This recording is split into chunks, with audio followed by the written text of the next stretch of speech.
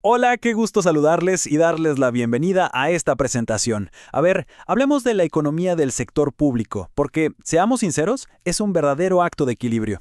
Hoy no venimos solo a repasar conceptos básicos, sino a desarmar y entender esa maquinaria súper delicada donde las fuerzas del mercado y las instituciones del gobierno chocan y colaboran. Decodificar todo esto es, literalmente, entender el tejido de nuestra vida cívica diaria. Y para no quedarnos en la superficie, nos vamos a basar directamente en un peso pesado, la economía del sector público, del mismísimo premio Nobel Joseph E. Stiglitz. Nuestro punto de partida es reconocer que operamos en una economía mixta. Este marco teórico es, sin exagerar, el estándar de oro, precisamente porque logra conectar la teoría del libre mercado puro con la intervención del Estado, demostrando que ambos juegan roles absolutamente cruciales y están conectados.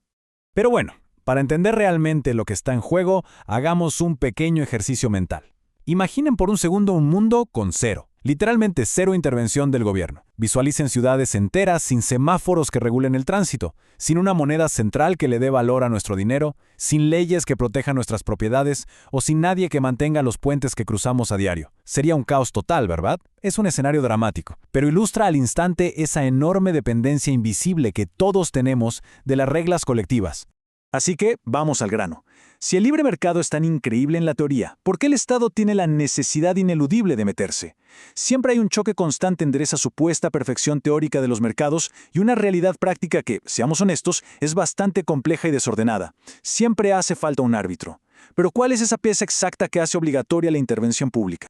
Para responder a eso, vamos a navegar por 5 áreas clave. Primero, el papel del Estado. 2. Los fallos del mercado. 3. Los bienes públicos y privados. 4. El tremendo problema de las externalidades. Y 5. Los fallos del propio Estado. Punto número 1. El papel del Estado, estableciendo las reglas del juego. Miren, esta es la base sobre la que se construye todo lo demás. La función mínima indispensable de cualquier Estado es darnos un marco jurídico sólido.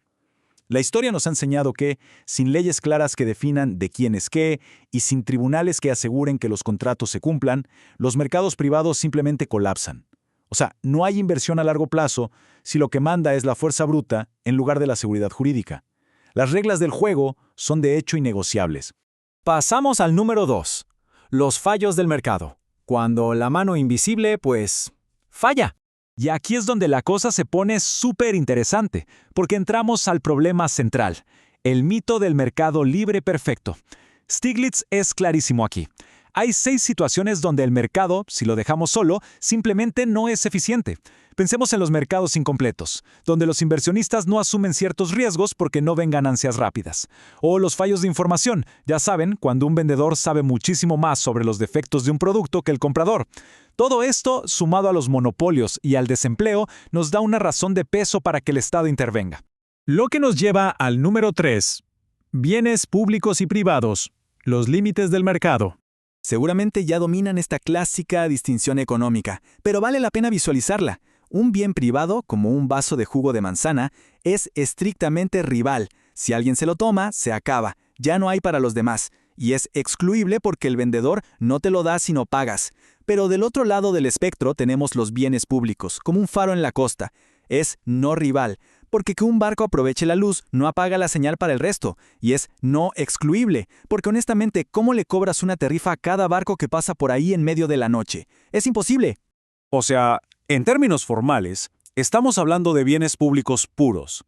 Cuesta exactamente cero agregar a un usuario más, y es imposible excluir a alguien de sus beneficios. El ejemplo por excelencia aquí es la defensa nacional. Ninguna empresa privada va a armar un ejército eficiente por el famosísimo problema del polizón o el free rider. Ninguna corporación va a pagar por la seguridad del país si la gente puede simplemente disfrutar de esa protección sin aportar un solo centavo. Ahí es donde el Estado tiene que entrar y financiarlo de forma colectiva. Número 4. El problema de las externalidades. Consecuencias imprevistas. Entonces, ¿qué pasa cuando hacemos un trato privado pero las consecuencias le salpican a un tercero que ni estaba invitado a la mesa? Eso es una externalidad y es una distorsión masiva. Rompe por completo ese mecanismo de precios del mercado. Porque si una empresa le impone un costo real a la sociedad, pero no lo refleja en sus balances financieros, los precios del mercado empiezan a mandar señales equivocadas y todos los recursos se asignan de manera súper ineficiente. Veamos el contraste en la vida real. Una externalidad negativa, una planta química que contamine un río local. Como no están pagando por ese daño ecológico y de salud, sus costos de producción parecen bajísimos, lo que provoca que produzcan de más ese químico. Y por el contrario, una externalidad positiva, como hacer investigación científica o plantar un bosque, genera beneficios enormes para todos, pero como nadie les paga extra por ese beneficio ambiental o social, el mercado produce de menos. ¿La solución? El Estado tiene que cobrar impuestos a lo que causa daño y subsidiar lo que genera un bien social. Y finalmente el número 5. Los fallos del Estado, la gran complicación. Porque seamos realistas, el gobierno no es una varita mágica que lo arregla todo sin equivocarse. Siendo totalmente imparciales, hay que reconocer que la intervención pública tiene fallas inherentes. A veces diseñan políticas con información muy limitada o no pueden controlar cómo va a reaccionar realmente el mercado.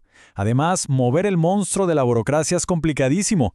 Y por supuesto, la mayor traba suele venir del propio proceso político, donde a veces las decisiones terminan respondiendo más a grupos de interés que al bien común. Entonces, ¿dónde nos deja todo esto? Pues aterrizamos en lo que llamamos el consenso moderno. La economía actual ya no persigue soluciones utópicas, ni de un lado ni del otro.